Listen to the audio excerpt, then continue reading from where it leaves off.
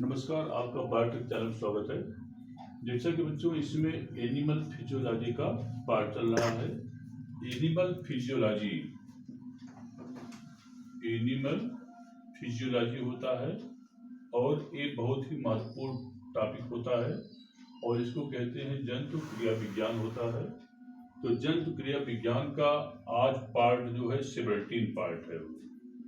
आज part 17 part पढ़ रहे हैं और इसके स्टडी करने के पहले आप चैनल को सब्सक्राइब कर दीजिए। इससे फायदा यह होता है कि हर एक वीडियो आप तक पहुंचती रहती है और शेयर कर दीजिए। शेयर करने से फायदा होता है कि आपके जो मित्र तैयार होते हैं उन तक वीडियो ये पहुंचता रहेगा।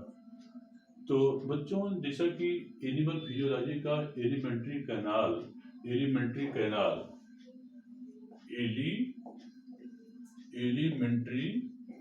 कैनाल या उसको हम कहते हैं जीआई ट्रैक्ट भी कहते हैं, जीआई ट्रैक्ट। और जीआई ट्रैक्ट का फुल फॉर्म होता है गैस्ट्रो इंटेस्टाइनल ट्रैक्ट होता है। तो एक पार्ट चल रहा है और इसमें आज बड़ा इंपॉर्टेंट पार्ट है स्ट्रक्चर ऑफ द इसोफेगस है ये, और इसकी हिंदी होती है ग्रास नली की संरचना। ग्रास नली की संरचना जो है वो एक पार्ट है आज जो। अब इसके बारे में हम आपसे डिस्कस करेंगे। तो बच्चों, इसमें क्या होता है, तो जो ग्रास नली होती है, आपका जो फेरिंग्स पार्ट होता है, फेरिंग्स माने जब आप फेरिंग्स PHARY फेरिंग्स, या इसको ग्रसनी कहते हैं, फेरिंग्स को हिंदी में कहते हैं ग्रसनी कहते हैं वो।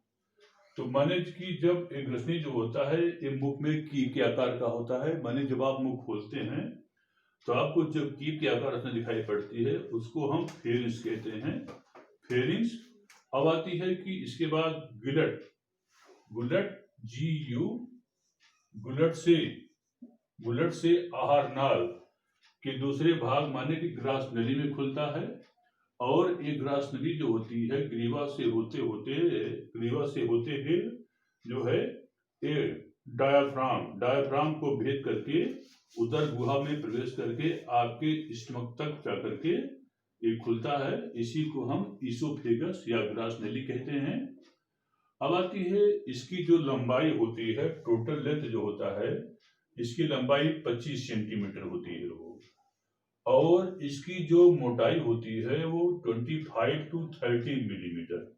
मीन्स इसकी जो थिकनेस होती है वह 35 मिलीमीटर थिक होता है।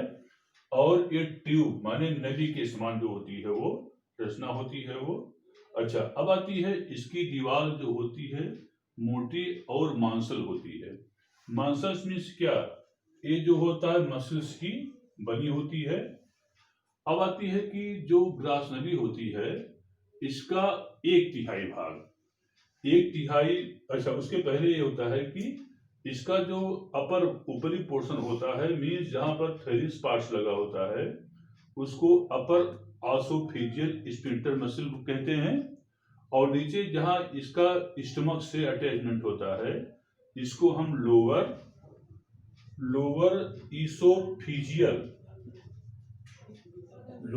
इसोफिजियल स्फिंक्टर मसल्स कहते हैं। तो इसमें जो होता है ये खुलता है ये। अब आती है कि ये जो होता है माने कि ऊपर की ओर जो होता है अपर ऑसोफिजियल स्फिंक्टर मसल्स, और नीचे की ओर जो होता है लोअर इसोफिजियल स्फिंक्टर मसल्स का जो होता है ये स्टोमक तक खुलता है ये। अब आती है बच्चों की ये जो हमारा जो ग्रास नली होता है इसका ऊपर का माने कि इसका 1/3 भाग जो होता है, 1/3 भाग इसमें रेखित पेशी होती है वो। 1/3 भाग जो होता है रेखित पेशी होती है। और इसके बाद जो होता है इसका जो होता है फिर 1/3 भाग जो है वो 1/3 भाग फिर जो होता है उसमें रेखित पेशी और अरेखित पेशी होती हैं, वो अरेखित पेशी होती हैं। और इसके बाद फिर जो होता है अंतिम जो 1/3 भाग होता है उसमें सिर्फ रेखित पेशी पाई जाती हैं, वो रेखित पेशी पाई जाती हैं वो। अब आती है मीन्स आगे का 1/3 भाग जो होता है उसमें रेखित पेशी, और सेकंड माने शेष दूसरा 1/3 भाग जो होता है उसमें दोनों प्रकार की पेशी होती हैं, वो रेखित पेशी होती हैं और अरेखित पेशी होती हैं वो। और अंतिम जो 1/3 भाग होता है उसमें जो होता है केवल एक माने कि अंतिम 1/3 भाग में सिर्फ जो होता है अरेखित पेशी, माने कि उसमें जो होता है सिर्फ जो होता है अरेखित पेशी पाई जाती जो है। अब आती है कि जब हम जैसे मान लीजिए कि एक जो एनिमल होते हैं जो कड माने रूमिनेंट एनिमल होते हैं, वो रूमिनेटिंग एनिमल्स,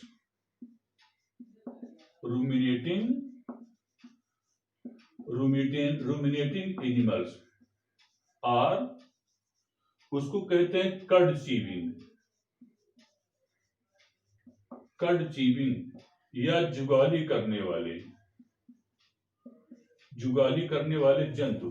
जैसे कि इसमें काऊ आते हैं, काऊ हो गया, बफेलो हो गया, बफेलो तो काऊ बफेलो माने गाय भैंस जो होते हैं और बैल जो होते हैं इनको हम रूमिनेट्स एनिमल या रूमिनेटिंग एनिमल्स या इसको कड चीविंग एनिमल्स कहते हैं वो। अच्छा, अब आती है इनके पूरे दीवार में सिर्फ रेखित मांसपेशियां मिलती हैं वो, माने इनके पूरे दीवार में जो होता है सिर्फ रेखित मांसपेशियां पाई जाती जो है वो। हालांकि पेशियां 3 प्रकार की होती हैं, रेखित पेशी, अरेखित पेशी और हिज मांसपेशियां। तो इसमें जो होता है जो कड चीविंग एनिमल होते हैं, जो जुगाली करने वाले जंतु होते हैं, उनके ईसोफेगस में सिर्फ रेखित मांसपेशियां ही पाई जाती हैं और इसको कहते हैं स्टिफ्ड मसल्स होती जो है वो।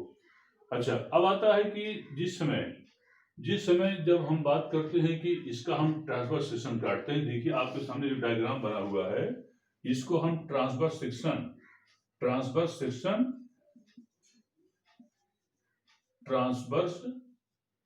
सेक्शन या इसको हम हिंदी में कहते हैं अनुप्रस्थ काट कहते हैं वो।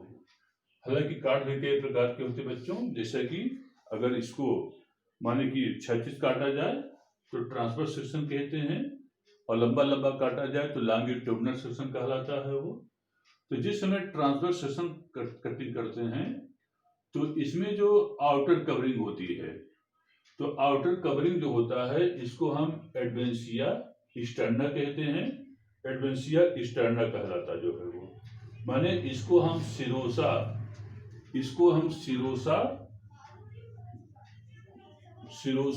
या लस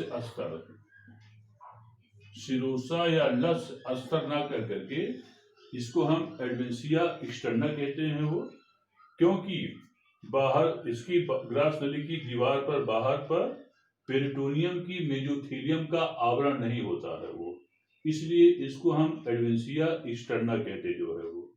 अच्छा, अब आती है कि माने कि यह संयोजी ऊतक का एक खोल होता है वो।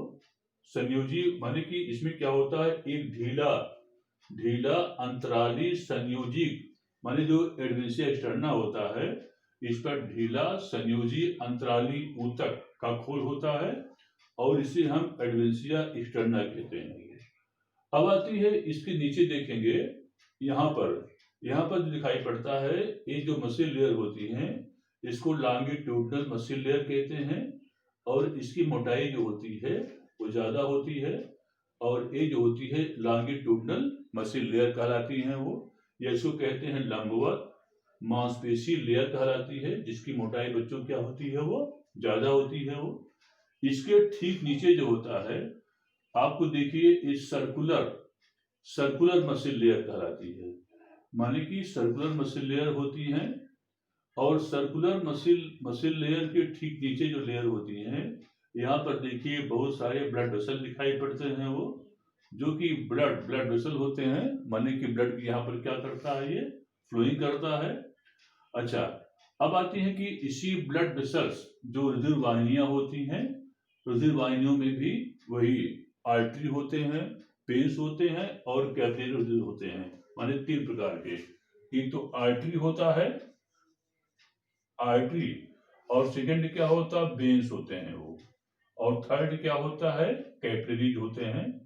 कैपिलरीज माने 3 प्रकार की होती हैं वो, आर्टरीज और वेन्स, और थर्ड क्या होता है वो, कैपिलरीज होती है।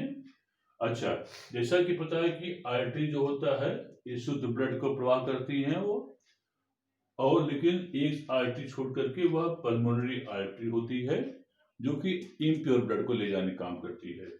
अगला होता वेन्स होता है जो कि अशुद्ध ब्लड को पहुंचा ले जाने काम करती है, लेकिन पल्मोनरी वेन को छोड़ करके। और कैपिलरीज जो होती हैं एक पतली बाल के समान जो होती ब्लड की वेसल होती हैं वो, जो कि ब्लड को ट्रांसपोर्ट करने में हेल्प करती हैं। अब आता है इसके ठीक नीचे जो आप देखिए, ये जो होता है मस्कुलरिस म्यूकोसा लेयर होती है, और इसके बाद क्या होता है, म्यूकस लेयर होता है। यहीं से इसके बाद ये देखिए यहाँ पर जो होता है फोल्ड, माने क्या मतलब, यहाँ पर जो होता है, यहाँ पर बीच में आपको ल्यूमन दिखाई पड़ रहा जो है वो, तो वास्तव में ये जो पोर्शन होता है जो म्यूकस लेयर होता है, यहीं से एक लसलसा पदार्थ का स्राव होता है, उसको हम म्यूकस कहते हैं, और इसको जो जहाँ स्राव होता है उसको हम म्यूकस मेम्ब्रेन कहते हैं। यहाँ पर सेल्स होती हैं, माने लेयर होती हैं, और ये क्या काम करती हैं कि म्यूकस का जो होता है स्राव करती हैं। अब आती है कि इसके बाद क्या होता है कि ये जो ल्यूमन होती है, ल्यूमन जो होता है डिस्टेंसिबल इन नेचर होती है वो, माने क्या, डिस्टेंसिबल मतलब क्या होता है कि ये प्रसार जो ल्यूमन होता है, यहाँ की जो मांसपेशियां होती हैं ये डिस्टेंसिबल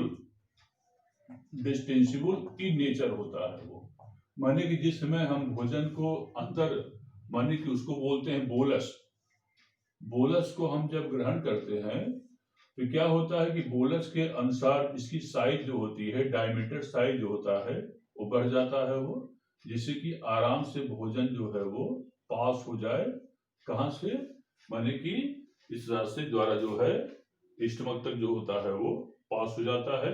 हालांकि इसको भी कंट्रोल करने के लिए मसल्स होती हैं, जिससे कि यहाँ पर प्रॉब्लम बच्चों ना आने पावे। तो ये बड़ा ही इंपॉर्टेंट होता है, जिसको कहते हैं स्ट्रक्चर ऑफ द इसोफेगस, या ये कहलाता है वो ग्रास नली की संरचना कहलाता है वो। अब अगली हेडिंग आती है, इस केस में आता है स्ट्रक्चर ऑफ द स्टमक आता है वो। अब आती है कि जब स्ट्रक्चर ऑफ स्टमक की बात करते हैं वो, नेक्स्ट आता है structure of stomach. Next heading आता है स्ट्रक्चर ऑफ स्टमक।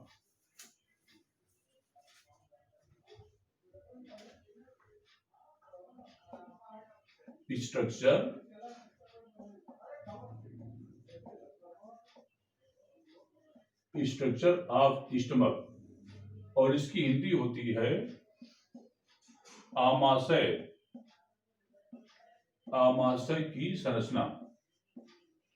तो बच्चों आमाशय जो होता है, आमाशय स्ट्रक्चर ऑफ स्टमक, तो इसकी जब बात करते हैं तो आमाशय का जो शेप होता है वह हाशिया नुमा, ये देखिए इस टाइप होता है, ऐसे यहाँ पर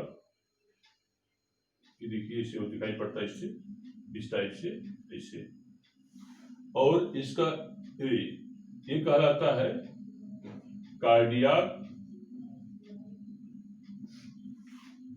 कार्डियाक स्फिंक्टर,